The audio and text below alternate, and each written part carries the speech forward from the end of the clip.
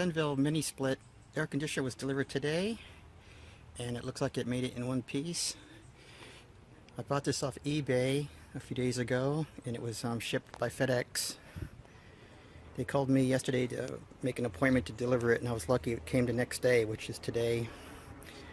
This isn't the super high efficient model. It's the 15 SEER, 18,000 BTU, 220 volt. This is going to go right here. This hot tub's going to be moved. The outdoor unit's going to go there, and the indoor unit will go above the window on the inside of the house. So I'm lucky I already have my 220 already installed with a breaker, so that makes it install a lot easier. Okay, I opened up the boxes. I wanted to inspect the air conditioner to make sure there was no damage in shipment, and it looks like it made it pretty good, no damage. Here's this energy guide that came with it. It's a 15 SEER unit when the air conditioner is being used, 8.2 SEER when it's being used for heater. I'm here in Southern California inland, and I don't think I will be needing the heater part of it very often. It's getting worse here, 104, 105 degrees every day. Here it is already in the middle of October, and it was still in the high 90s. Okay, the kit came with the line set. This is supposed to be a 16-foot line set. It's got the package with the remote control and some other things in there. Here's more of the accessories for going through the wall in the house when I drill the hole. The indoor unit is I guess it's like the one in the picture. Looks a little bit different, but it's still really nice. I'm hoping the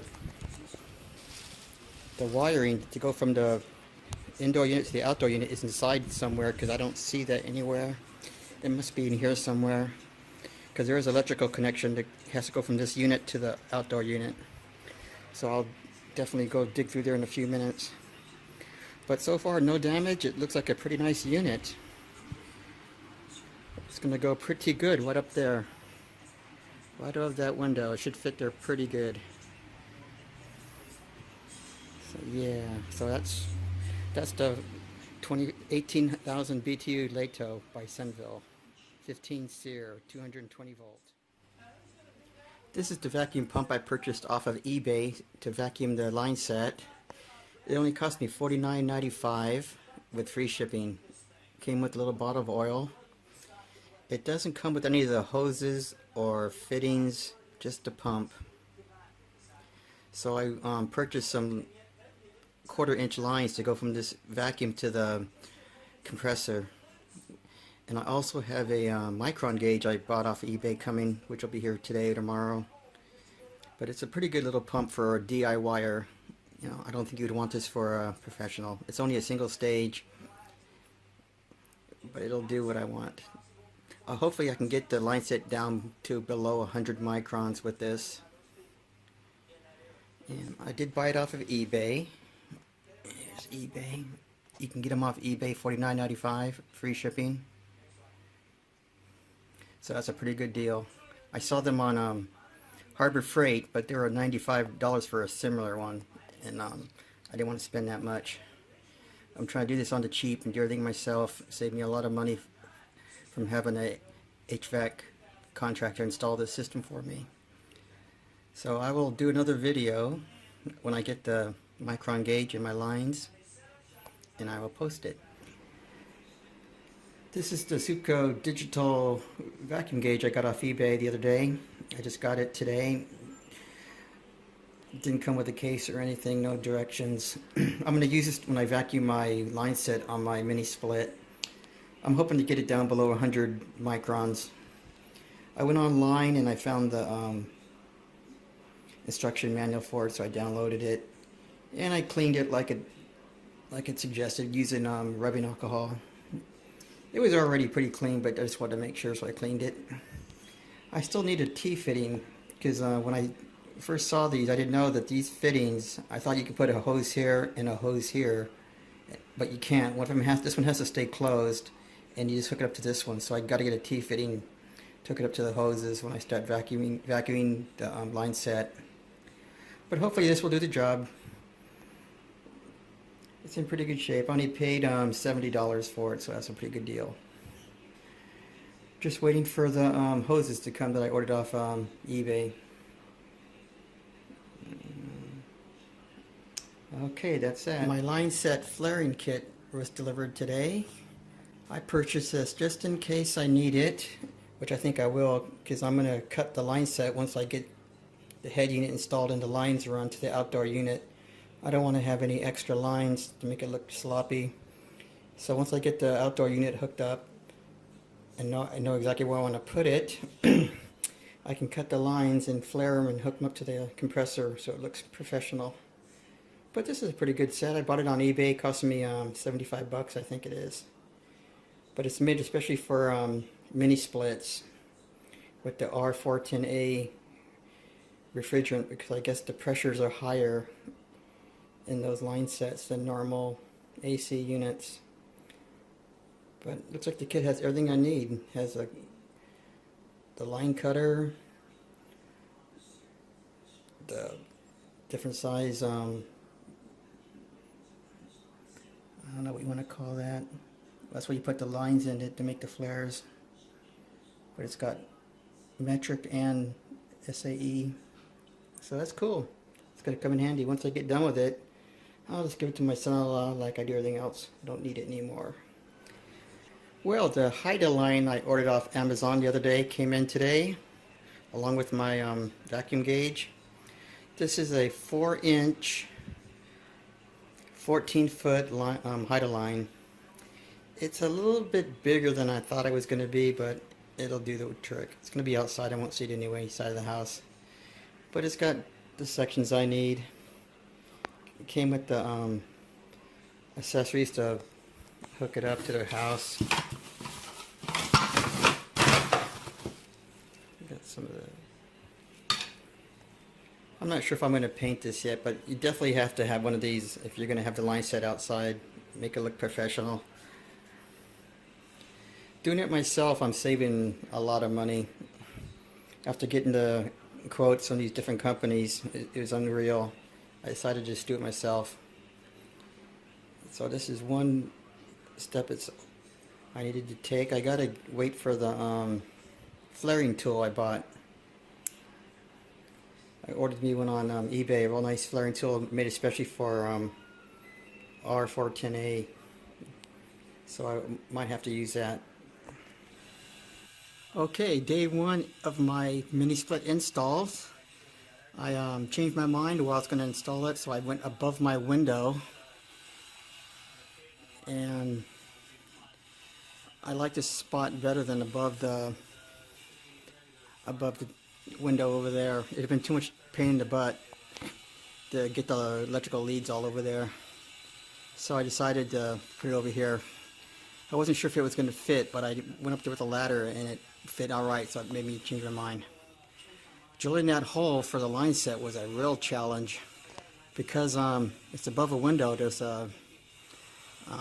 wood all along the top. I had to drill through all the wood to get to the outside, and it was a really pain. I had to go to Lowe's and buy another auger because I wore out the other one. But it's up there, and it's going to be a nice fit, I think.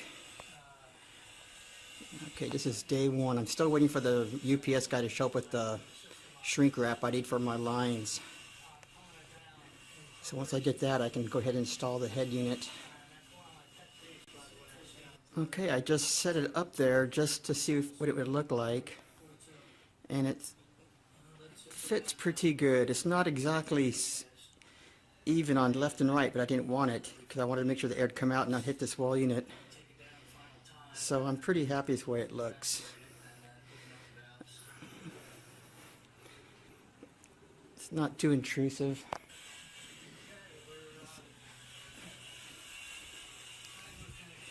It matches the color pretty much on the walls. Whew. So yeah, I think that's going to come in pretty handy next summer. Really happy with the way it looks. I'm just hoping it works good when I get it hooked up. Okay, this is my HIDA line I'm installing. Putting the line set through there. This 90-degree turn is worrying me a little bit, so instead of bending the 1/2-inch copper tubing by hand, I decided to purchase a 1/2-inch tube bender. So I'm waiting for that to show up. No hurry, because I definitely do not want to kink the copper tubing, but it's going pretty well. It's going to go down here. I cut the conduit that was for my hot tub. This wire is 6 gauge, which is way too thick, so this is going to be replaced. I've got to run 12 gauge from that cutoff box through the conduit, then it'll go to the compressor. So it's going pretty good. Got the drain line. I'm not sure how I'm going to do that yet. Going down here. It's pretty dirty underneath that hot tub. Had to scrub it, but it's looking pretty good. I did separate those lines with that foam insulation. It would have made it way too hard to bend that line, so I just separated them. Should make it a lot easier to bend that 90-degree around that up there. So going good. Just gotta wait for the tube bender. Okay, I had to take a break from installing this as I need a tube bender for the 1/2-inch line set. The tube bender I had only goes up to 3/8, so it's too small. And I don't want to take any chances bending this around this 90-degree bend here on the line set cover. I did use the tube bender on that 1/4-inch tubing, and it came out beautiful. Beautiful curve. So I just gotta get this one here to 1/2-inch. And I got my wiring sorted out.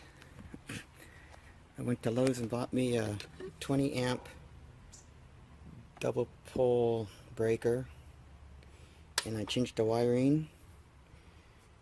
I got some 12 gauge coming out of there. I gotta get some more conduit. I did practice with my flaring kit, as the line set was too long, so I decided to cut it. And I was practicing using the flaring tool, making some flares. And I have to say that flaring tool is outstanding. Makes perfect flares. On that side, there. One thing you have to be careful about is when you're using the cutter, you don't want to put too much pressure on it. It'll bend the tubing, so I just put light pressure, spun it, a little bit more pressure, spun it, and it took about 6 or 7 spins, and it cut right through it real easy. But the first one I did, I put too much pressure, and it kind of oblonged the tubing. But yeah, that flaring tool is really nice. I got it on eBay. Works pretty darn good. Precision type eccentric tool. I don't know who it makes it. But yeah, I did a few practice cuts because I don't want to make a mistake on the when I have to hook up to the compressor. So I'm pretty good at it now. And that's the tube bender. It's only good up to 3/8, and this tubing is 1/2-inch. Okay, that's it for this segment. Well, I got the wiring done yesterday. I had to make me a couple wiring harnesses. It's going up there to the HIDA line into the indoor unit. Got some flex line going up to the unit to protect the wires. All I have left to do is bend that one line. The tube bender is supposed to show up today. So as soon as I get that, I can finish this up hopefully today. And I got a new circuit breaker for the box. Got myself a 20 amp disconnect. for the box. And it's going there, so it's going pretty good. I got some rubber grommets for the feet, and I just have to get my drill out once I get it all hooked up and make sure it works, and secure it to the patio with some bolts, and then turn it on and see what happens. But yeah, it's almost there. That's it for this small clip. As soon as I get my tools today, I will add another video. Well, I was just going over the steps I need to take to vacuum the line set when my tube bender comes in today. And I also have a ball valve coming today also to go on this line. It's a shut-off valve. But I was going through the steps I was going to need to hook it up, and I noticed that I purchased an adapter. This goes onto the service port on the compressor, because these do not fit on there. You have to have this go into the service port, and then you hook up your lines to here. Well, I was looking at the service port on the compressor, and it has a Schrader valve in there. These little things here. And the adapter didn't come with the Schrader valve depressor inside it. So I was like, okay, well, I gotta take the Schrader valve out, and I didn't have a tool, so I had to go purchase one. I went to O'Reilly's auto store. It only cost $1.95, but I hate going there. They don't have a cashier to check out, and you have to wait in line with people in front of you are buying kits to rebuild the whole car, and it takes forever. But I finally got through, and I came back home and I removed those Schrader valves, and it'll make it better to vacuum the lines anyway. We have less restrictions in there. So all I'm waiting for is the ball valve and the 1/2-inch tube bender, and I can hopefully get this completed today. Well, that's it for this episode. Well, I got my parts I needed, hooked up the lines, and I'm now vacuuming the line set. See what we get here. It's pretty quiet.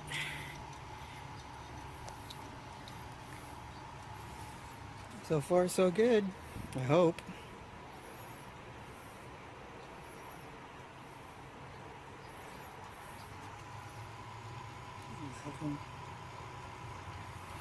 Okay, we got down to 9 already. 8.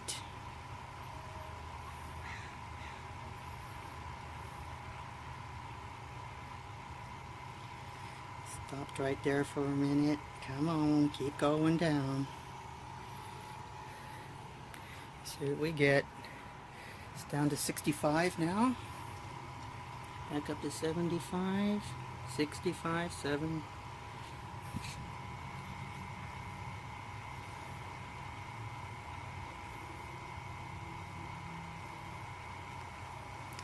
Keep going. Okay, down to 1250 already, just after a couple minutes. Still going down.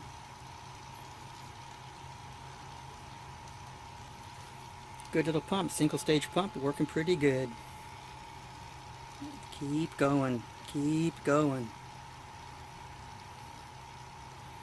I got the ball valve ready to go. 1100. Keep going. Okay, I got my mini split hooked up. It's working pretty good. Had a few issues yesterday when I connected it and vacuumed the lines. It was completely my fault. So I was kind of upset about it, but it seems to be working okay. You see the louvers going up and down on there. Puts out some pretty cool air. Right now it is 92, 93 degrees outside. And it's pretty comfortable in here. I turned it on about an hour ago and it already cooled my room. And this is the outside unit all hooked up. I got my hider line up there. Fan's not on. Had a pretty clean install there.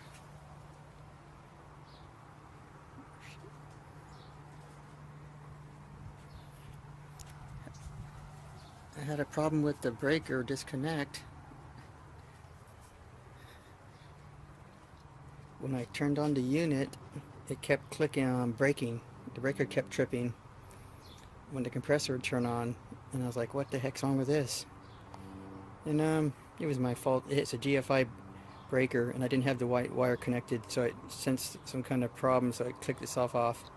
I went to Home Depot this morning, bought a new disconnect box, 20 amp, hooked it up, and works fine. I was really kind of worried there for a minute last night, thinking something was wrong with it.